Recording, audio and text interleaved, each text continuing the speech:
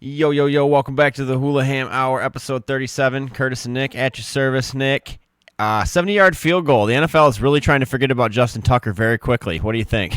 I think it was amazing. Holy shit. Oh, so good. Let's kick it.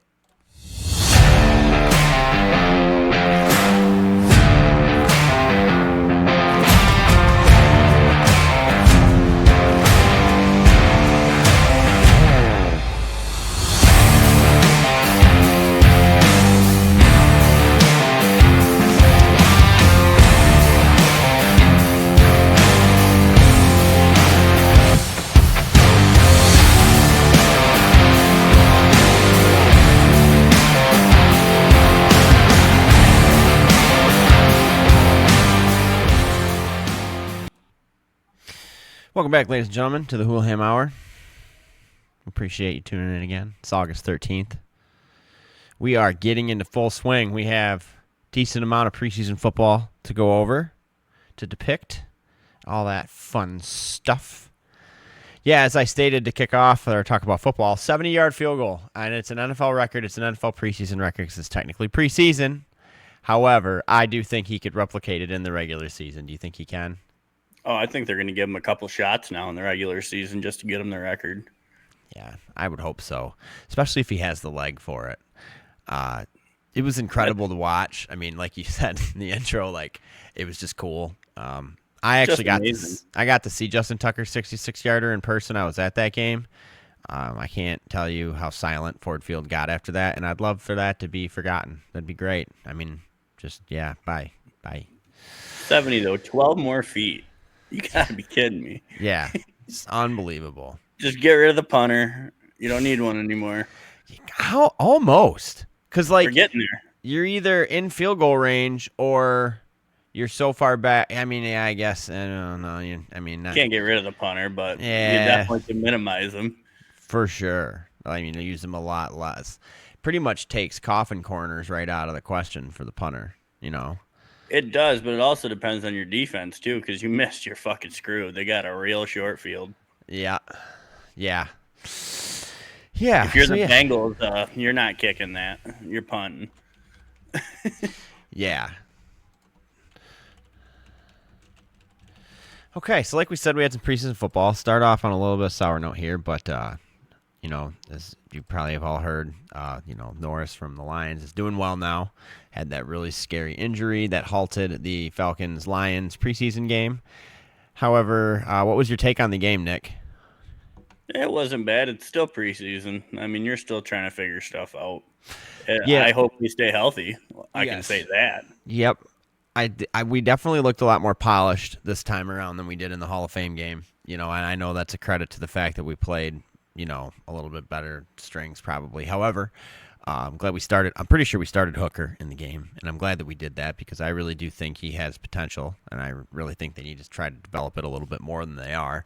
Him and Jared Goff do have two different playing styles. However, you still got to develop him, and he could be a very good backup, as like Teddy Bridgewater was for us when we had him. You want to be able to have confidence in your backup. It's huge. A lot of people overlook that, hence the Dolphins, which rolls into my next topic.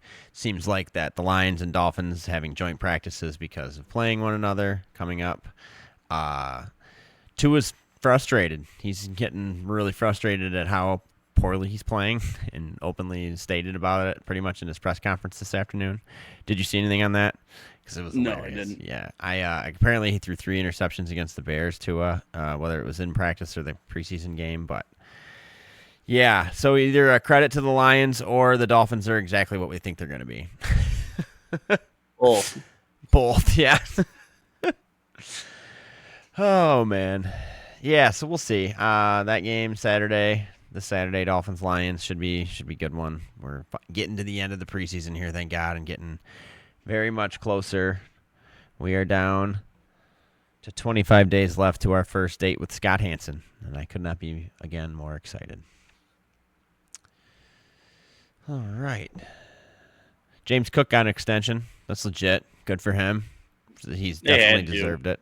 He's definitely deserved it. He's definitely the best running back the Bills have seen in a long time. He brought another element of success to Buffalo, so he definitely deserves that. Congratulations, James Cook. And I didn't know till today that was their GM's first ever hold-in on a contract. Yeah. Yeah, ever since he's been in Buffalo, at least. So I think it's like 5 years. Wow. He's always signed people and never got to that point. Wow. Well, good for them, and they still came to a deal. Yeah. Take notes, Jerry Jones. No. Do you see his interview? No. Talking about there's never any drama in Dallas. He's just going to go stir it up, so there is. Anything to make sure he said that they're in the limelight. He's becoming so senile, and it's being broadcasted, and I just find it so hysterically hilarious. Surprised Jersey Shore isn't his marketing crew. Go right for fucking hell. Oh, yeah. Yeah, it's just funny. I will say it's fun to watch that drama unfold. However, I just can't see the Cowboys doing very well again. We'll see. Especially in their division with it being as good as it is now. You know, that's like the same thing with the Lions. Like the NFC East and the NFC North got good all at once. You know, or at least better, I should say. But okay, so yeah, Colts-Ravens game. Anthony Richardson got knocked down right away, dislocated finger. You know, you text that lineman's fired. Yeah, that lineman's fired. You know, but it was kind of funny. I don't remember what it was on, but they were saying, "No, don't worry. This is exactly what happened to Andrew Luck, and the same exact thing happened to Andrew Luck in the preseason one year." So I don't know, dude. I just liked his interview where he's like, I looked down to make sure I had the ball, and my pinky was sideways. I had to go look at it again because I didn't believe it. No, it was. I'm like, oh my god. Oh, that's funny. I'm honestly happy it's a pinky, though. The way he was holding his arm, I thought it was his shoulder again, and I'm like, ah, shit. Yeah. But, dude, he got leveled. That was the yeah, best he hit did. He got so far in absolutely truck sticked, like just to another dimension. I thought, like you said, it was going to be a shoulder. I really did think it was going to be a shoulder, but it's not, thankfully, because that's what he hurt last year, wasn't it? Yeah, he'd have been done already. Mm-hmm. Pinky, he'll be all right. Yeah, because, dude, Danny Pennies came out and looked like Danny Dirty Pennies. I don't even know what's worse than a penny. But Danny Bitcoin. Yeah, no, Bitcoin's worth a lot of money, Nick. Daniel Jones is not. Yeah, I don't know, man. He didn't look good, but Ravens look good like they do. Their backups always look good too, so they always do good in the preseason. Regular season, they just don't par well in the postseason. We shall see if this year they do. Eagles, Bengals. You know, Joe Burrow actually took more reps in this game than he has in his entire career in the preseason, which I found kind of rather funny. However, him and Jamar Chase look exactly like they should. But they still lost because the Eagles' backups look even better, honestly. They did. So, and I understand because so many of these offenses start out super slow in the regular season. Mm-hmm. They need to at least play a couple series together and get their shit together. Yep, 100%. Got to be ready, and like proof in the pudding with the Lions. You know, it's just you never know. Joe Burrow, he's always 1-5 to start the fucking year, and then the rest of his year is an MVP season where he's clawing back with no defense. Yeah, and you gotta not start out like that. You gotta just start strong. Like, I think it's a stat something like teams that start 1-2 have like a 70% less chance to make the playoffs than a team that starts 2-1. And I think it happens that early. I think in your first 6 you have to be 3-3 minimally. Yeah, to be looking good. Yep. It's not impossible. It's just pretty hard after that. Yeah. So Raiders Seahawks, that was funny. Geno Smith, that sign. Did you read that sign that fan had? Yeah, Geno Smith ain't nowhere near Jamarcus Russell. No one's gonna do what Jamarcus Russell ever did again. I don't think anyone will let that happen. However, good for Geno, and even better for Pete Carroll backing up his player.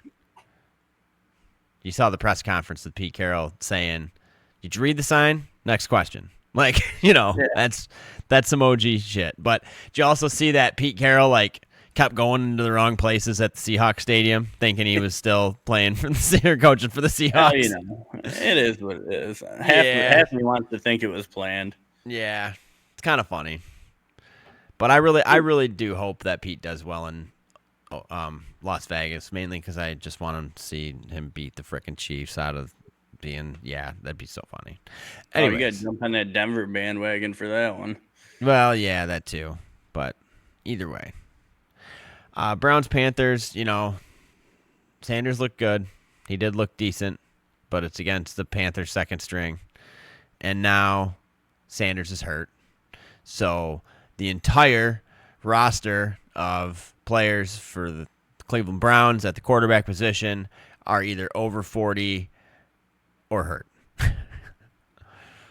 So I don't know. What are your thoughts on the Browns quarterback situation now that everybody's hurt and Sanders played better than everybody thought he would? I don't think it mattered, honestly. Joe Flacco is going to at least start weeks 1 and 2 regardless of what they look like in the preseason. Yeah. I mean, honestly, they're not going to start any of these rookies right off the bat. They're not. They got a solid Joe Flacco.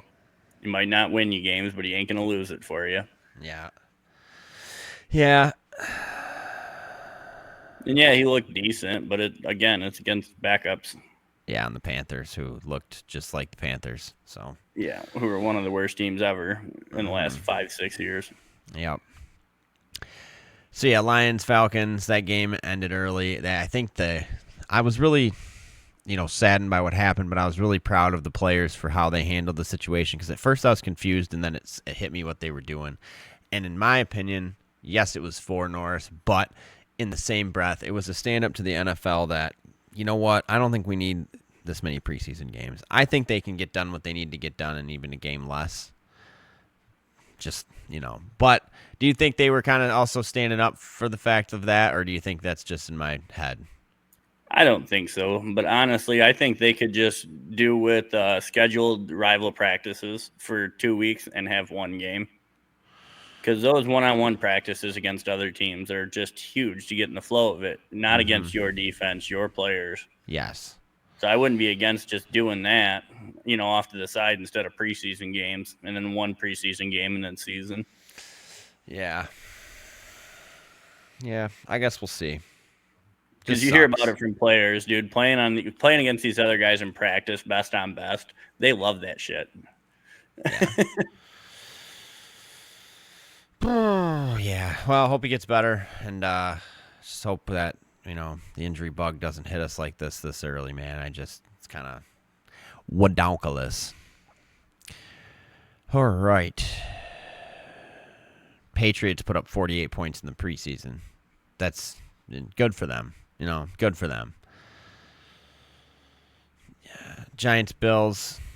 Jackson Dart played all right. Played like we expected him to. I guess we'll see. Russell Wilson played like we expected him to, like trash. I think Jameis Winston even threw a touchdown, and so did Jackson Dart, and Russell Wilson didn't. I think Russell Wilson was 8 for 10, but he had 17 yards. I think he was 5 of 7. He only played one series. Oh, okay. Well, either way, he just put up exactly the stats that Russell Wilson's been putting up for the last 4 seasons of his career. He played one series. I don't care, dude. It's just you want him to get 2 touchdowns, and we only played one series. The stats are there. The stats are there that he's just not good anymore. But they're still going to start it. They're going to do what the Giants do. They'll start him. Then they'll probably not even go directly to Jackson Dart. They'll probably let Jameis Winston throw 40 interceptions in 3 games, and then they'll go to Jackson Dart. But at this point, I will say Abdul Carter looks really good. He looks really, really good in the tape from camp, like scary good. So that's good for them. Okay, yeah, Giants, Bill, yeah, Texans, Vikings, 20-10, Vikings won. JJ didn't look so great, but again, didn't play very much. So I don't even know why they played him. To be honest, I would have played him probably this upcoming week. That's about it. Steelers, Jags. Steelers looked okay, but I don't even think Aaron Rodgers didn't play. I don't think he plays preseason at all. Ever has. At 42 or 1. Yeah, I don't think 4 million years old. Rams, Cowboys. CeeDee Lamb got ran the fuck over on the sidelines, which was freaking hilarious. And got a flag for it. Yeah. Titans, Bucks. Cam Ward didn't look super hot, but again, he has cardboard cutouts of Dr. Evil to throw to, so That's that. Jets, Packers. Didn't really catch much of that, but Jets won 30-10. There's a couple ties. That's crazy. Dolphins and Bears tied. Tua threw a bunch of picks.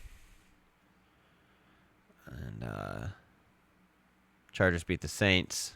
Broncos beat the Niners. And the Cardinals beat the Chiefs. Haha, Chiefs. I don't even care if it's preseason. I want you to lose every single. Can you imagine if the freaking Chiefs this year just lost every game? I mean, I know it'll never happen. But could you imagine? Could you imagine the outrage there would be in the NFL community? Oh, it'd be hilarious. Oh, my God. Taylor Swift's breakup album would be right after the season. God. No, it'd be during the season. Make it even worse.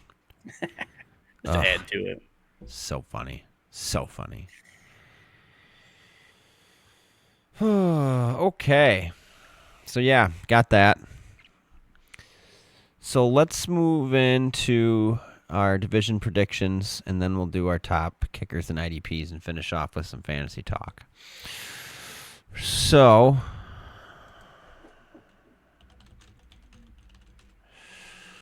dun, dun, dun. All right, we're going to start in the AFC. We'll start in the AFC East. Who you got in the AFC East this year? I like Buffalo. It's hard to bet against them right now. They've It won is. the division the last few years, correct? Yeah, and if you can get a receiver to step up, they'll be in good shape. Yeah, if Josh Allen had a true number one, they'd be probably the scariest team in football this year.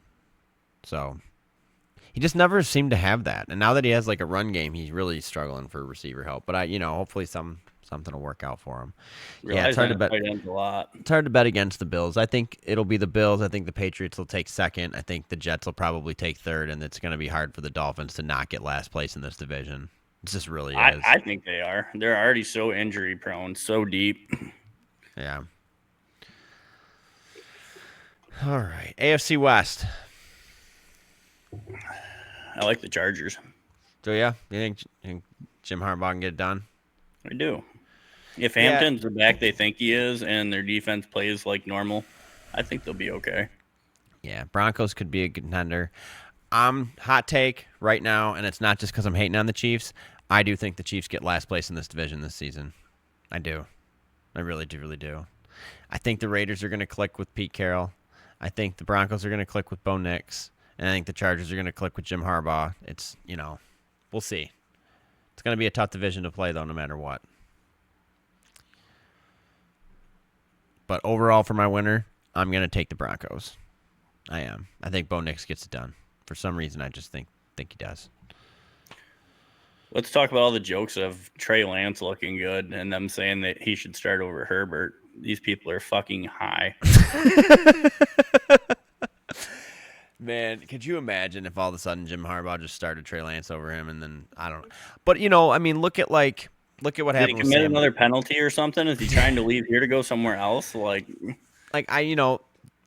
much as I don't think Sam Darnold's really going to succeed like he did last year in Minnesota and Seattle, look what happened with his career. How he, got drafted in the first round, went to a team, started right away, didn't do well, got shunned, didn't start again, comes back, wasn't going to start last season. Because of an injury, he does start, balls out, gets a killer contract on a different team. So it could happen, but highly doubtful. Highly doubtful for Trey Lance. I just don't see it. He was always flashes of greatness, never full-on consistent greatness. I wouldn't even say flashes. He didn't play that much. He's got the least amount of starts for a guy that was drafted in the top 4. I mean, even like in college, just Oh, well, even then, he only played. He was hurt 1 year. He only has like 20 games or 15 games under his belt. Yeah. Yeah, give him some reps. See what happens. You took a shot in the dark and you missed. But if I'm someone like Carolina, I'm almost bringing him in to actually compete in the quarterback job with Bryce Young on a level that they play similar, But because Andy Dalton, he's at the tail end of his career. He's a great backup to have. But if you really want to, make Bryce Young step up and have to play better, I mean, I don't know. Just thoughts, Carolina. He's pretty much suck already. David Tepper listens to no one. All right. AFC North. Who you got? Oh, that's tough. I like Baltimore, though. It's hard, again, to bet against Baltimore. They have the most complete team. They do. They do for sure. If the Bengals start off hot, it's going to be a tight race. It really will be. I'm going to take the Bengals because I really want to see Joe Burrow do well.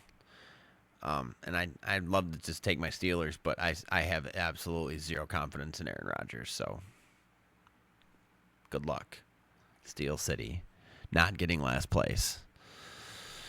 All right, wrapping it up here. The AFC South.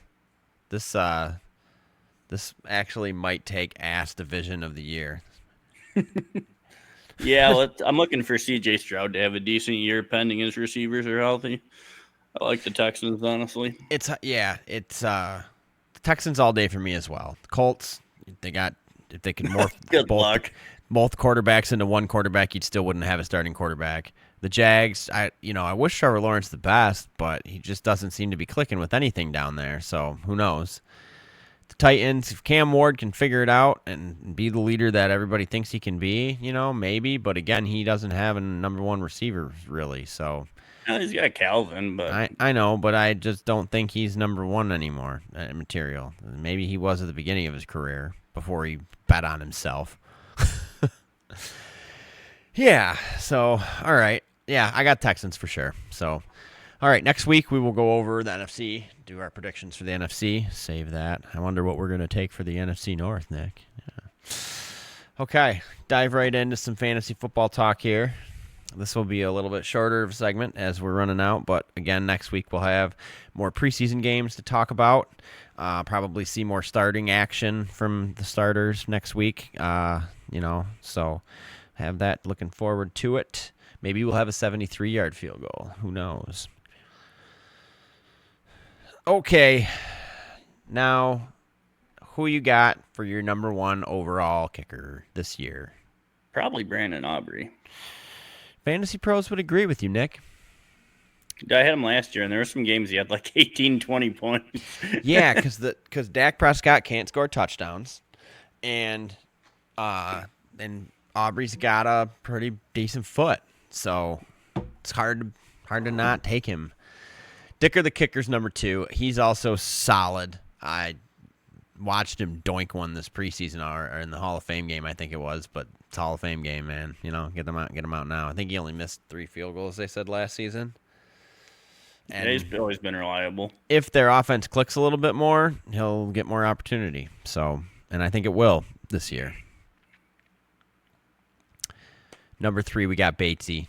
Yeah, it's Lions are going to score points. He's got a leg. He's got potential to break the record too, I think. I don't know if he could kick a 70-yarder. I think I've heard them say he's done it in practice. Who knows? But it'd be sweet. It'd be really cool to see Jake Batesy get that record, especially his story, coming in, playing for the UFL, and now where he is. Crazy. It is. It's a great story. Yeah. 4, we got Will Lutz, Denver. Denver's going to score points. Will Lutz has got a leg. He's got to be getting older, though, so who knows? Oh, yeah. 5, they've got Chase McLaughlin from Tampa Bay. Tampa scores points. I'll give Baker that. They do score. Kami Fairbairn from Houston. Got Harrison Butker from Kansas City at 7. Got Chris Boswell 8 at Pittsburgh. I don't know, man. I really don't know how many points that they're going to score. But that's the thing. They'll move the ball, and he'll get a lot of opportunities. Yeah, it's a possibility. And he's always been reliable. 8 or 9, we got Evan McPherson from Cincy. Again, if they click, it's great. 10, Tyler Bass from Buffalo. 11, got Jake Elliott from Philly, and 12, Matt Gay from Washington. Yeah, it's pretty much the best offensive teams in football right there. The top 12 are the top 12 kickers. Just going down the ladder. Where they got Koo at? Young Ho Koo, Young Wei. Got him at 14. And I think that's a test to the fact that Atlanta is so unproven offensively and he kind of had an off year last year. He did. He was usually a top 10 kicker. Mm-hmm. Usually.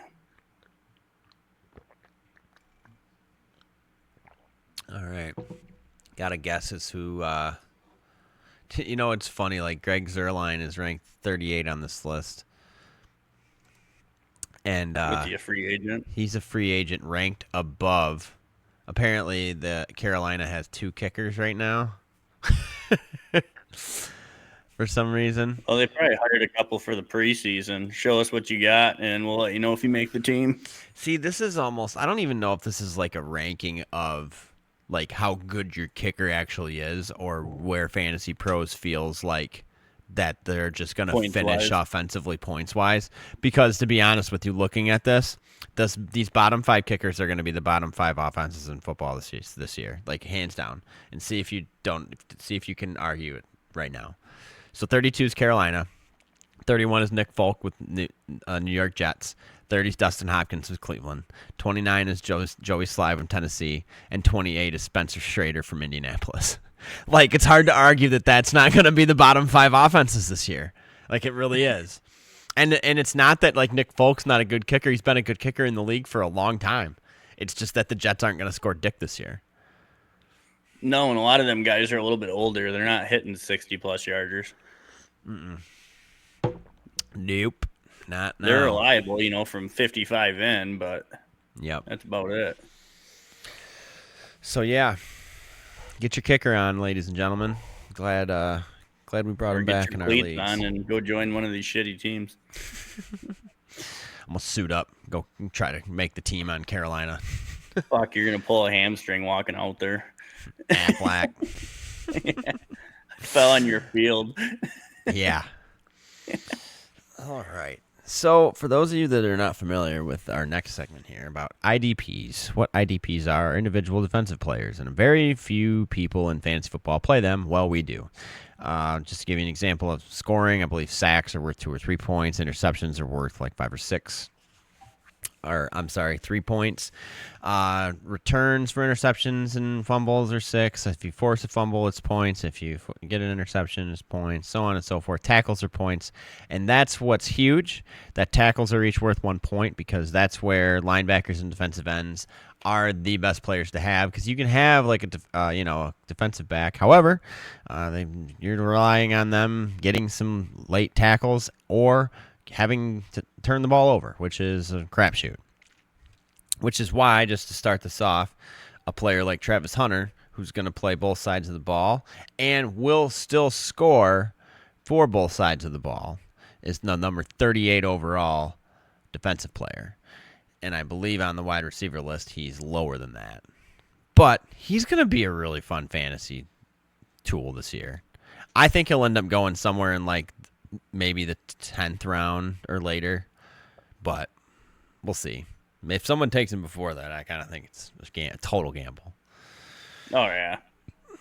Okay, so this year, the number 1 overall IDP player, according to Fantasy Pros, is Zaire Franklin from Indianapolis. I think that's solid. He's a solid player. He gets lots of tackles, and like we said, that's where you can get sacks and force fumbles and all that, but really what matters is tackles. That's where you get the most points with IDPs.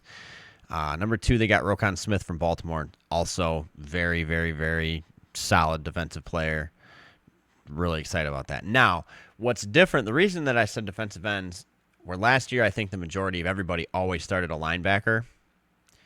And it's mainly because before, defensive ends were just not in this ranking. It was all linebackers until you got about to the 20s. This year is not the case. Number 3 is Fred Warner, who is a linebacker. However, number 4 is Maxx Crosby. And I'm very excited about that because that means that they are literally expecting him to not only get a boatload of tackles, but also make up for what he's not going to get in tackles and sacks. And then some. I've also noticed that because number 5 is Hutch, which I'm stoked up that he made the top 5 this year.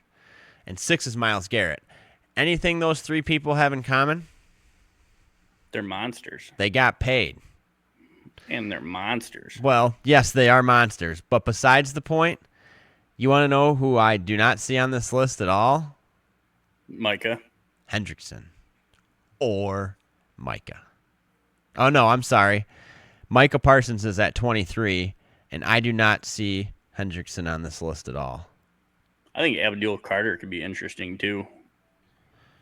Yeah, where do they have him? He's so unproven, though. I can't imagine they got him too high.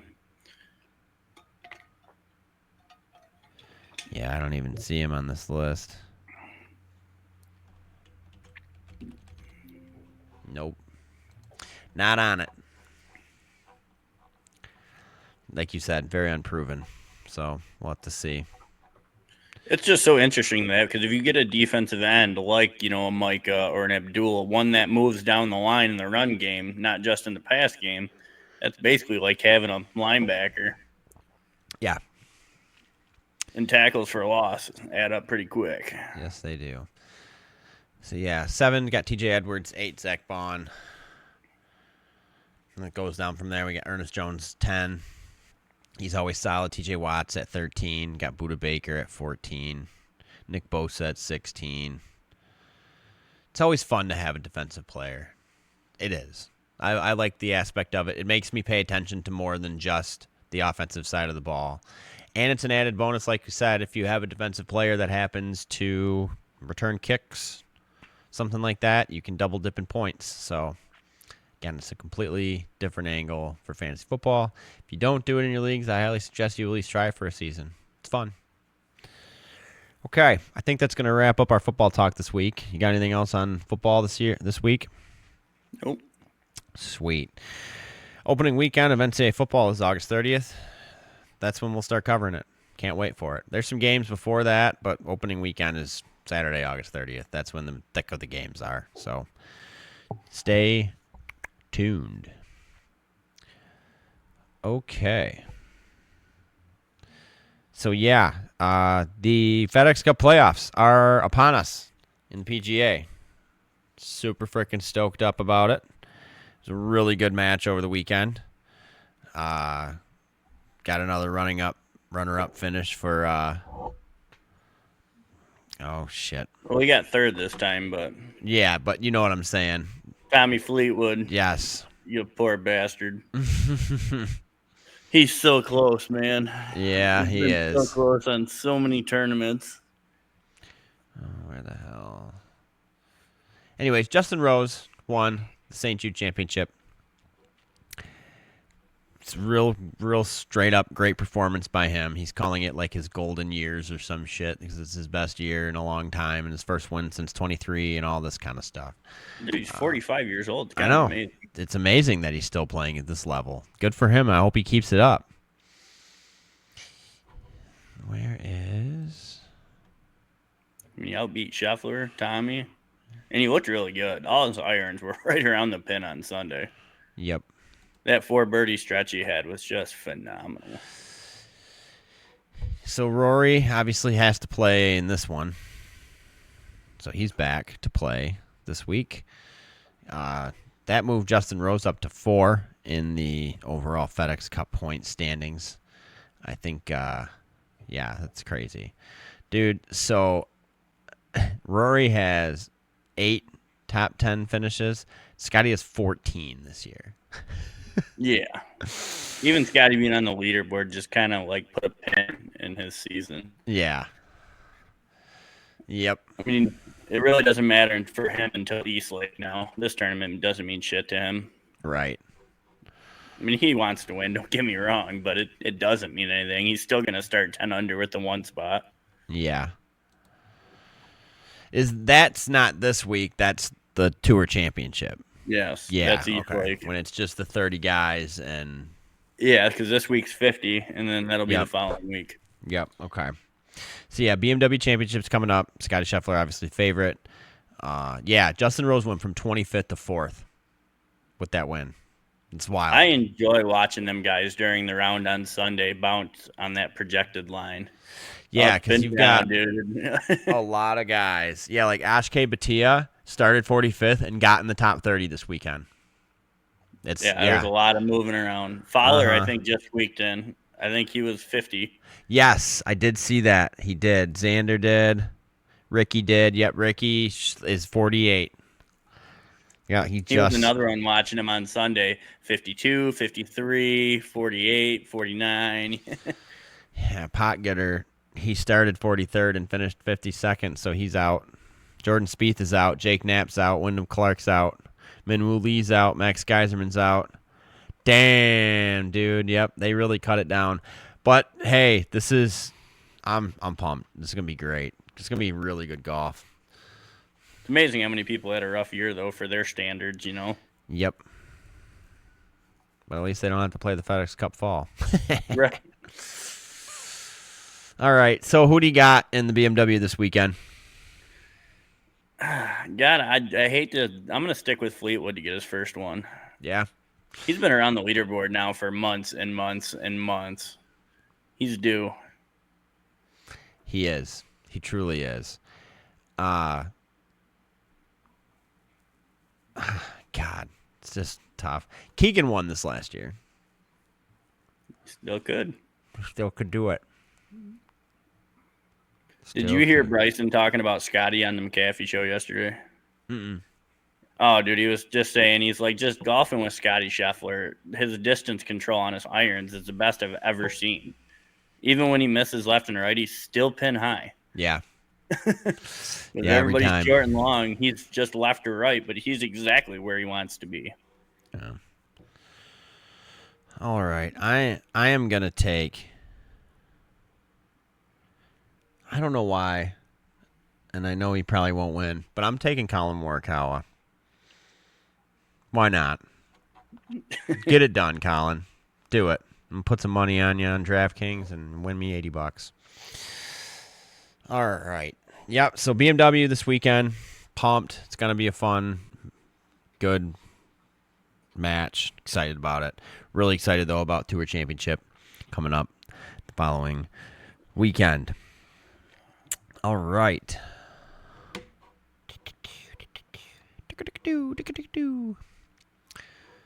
Where am I going? Okay, Live Golf. Live Chicago was over the weekend. Where is Dean Burmester from Stinger Golf Club? Ended up winning it in a playoff between John Rahm and Ballester. 9 under was what it ended up finishing the round at, and I believe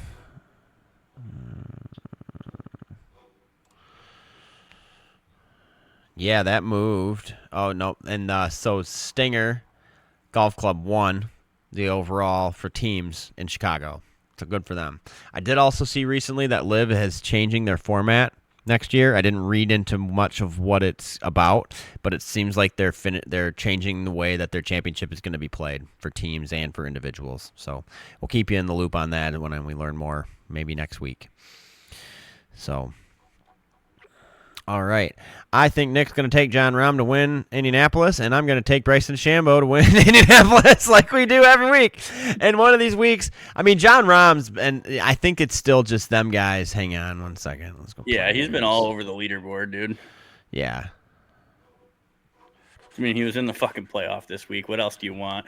Yeah, exactly. They've both been up there, I think. I don't know if I can find. That's what Bryson was saying. He just needs to get his iron distances figured out. Yeah.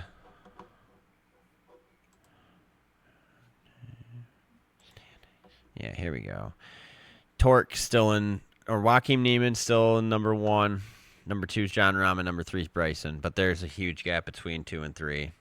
Like, it's just unbelievable. 196 to 140. John Rahm. Yeah. John Rahm does not have a number 1 this year, though. He hasn't won anything. He's just been like top 10 every week but one. For real. His 2nd, 6th, 5th, 9th, 4th, 7th, 8th, 11th, 2nd, 5th, 2nd. Bryson won 1. He had 1 second. But Joaquin Neiman's won 5. Yeah. Excuse, he's won 5 fucking events this year. That's crazy. So, yeah, Live Indianapolis is this weekend. Tune in. The following weekend will be Live Michigan, and that will be the Tour Championship, and Live will be wrapped up for the year.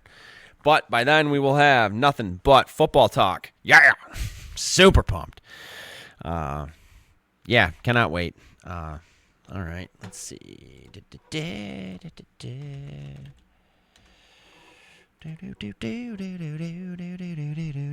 Tigers finally got the 70 victories this year. 5-5 in our last 10. kind of getting it back on track a little bit, kind of not. But hey, still hanging in there. We're still number 1. We're 6 games up on the Guardians for the lead in the American League Central. Still taking us to win the American League Central. I have no doubts that we'll get her figured out. White Sox, definitely a lot better improved from last year, but the where the hell? Yeah, the Rockies are still the worst team in baseball by a landslide. I don't think. I guess they still look like they. Oh no, I guess they're definitely not on pace to have the most losses. It looks like they should avoid that. Hell, they still should sell the team because they're 36 and a half. They're 26 and a half games back from 4th place. Yeah. Well, Tigers just need their bats to wake up. Yeah, big time. It's just been quiet. Watched the game earlier as we won 1-0. 1-0. There were no aces going. Oh yeah. Okay. So next week we'll have week 2 to talk about in the NFL preseason. I think we'll get a little bit more in depth with our talks on those games next week. As more starters will be playing, I would have to imagine. It'll be week 2 of the NFL preseason, then we'll have week 3, and then we will be talking about the starting overall from week 1 in the NFL. I guess the next couple of weeks, too, we will dive into some fantasy talk. I'll go over some of my mock drafts. We'll go over some more sleeper picks as we get closer to our fantasy drafts that are in a couple of weeks from now as well. Yeah, all right, Nick, you got anything else this week, bro? 3 weeks and 1 day is opening day. Love it. Absolutely love it. All right, I will be broadcasting live next week on the go. We will not be broadcasting live. We'll be doing this, but I will be broadcasting from Florida. We will be on trip for my beautiful wife's birthday. So catch me down there out of my hotel room or my balcony, hopefully, if we have one next week. But yeah, we won't miss it. It'll be episode 38 next week. Thank you again, ladies and gentlemen. Don't forget to like, comment, subscribe. We appreciate all the support. With that being said, me and Nick are Hulaham